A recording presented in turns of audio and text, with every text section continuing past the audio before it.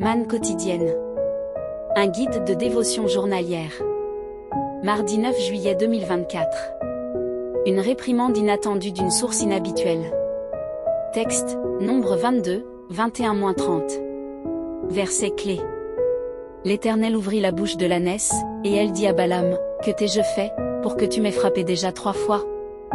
Balaam répondit à l'ânesse, « C'est parce que tu t'es moqué de moi, si j'avais une épée dans la main, je te tuerais à l'instant. » Nombre 22, 28,29. La Bible contient une pléthore de récits incroyables, mais réels.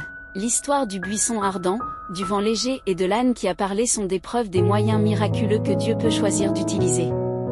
Elle démontre l'omnipotence de Dieu, son contrôle sur toutes ses créatures et sa capacité à les utiliser pour servir ses desseins à tout moment.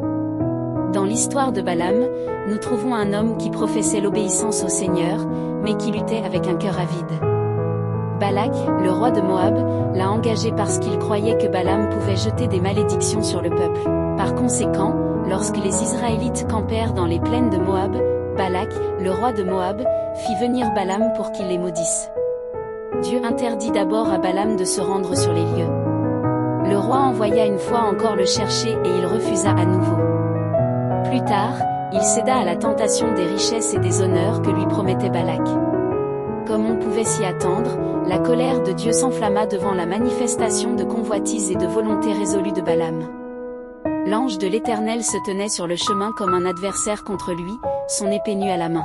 Dieu a dû lui parler par l'intermédiaire d'une ânesse pour le convaincre que son désir pour l'argent l'aveuglait et le menait à sa perte. Nous pouvons tirer un certain nombre de leçons de cet incident. Dieu parle toujours pour avertir les gens du danger des mauvaises décisions et actions qu'ils entreprennent. Il peut choisir d'utiliser n'importe quelle situation pour avertir les gens.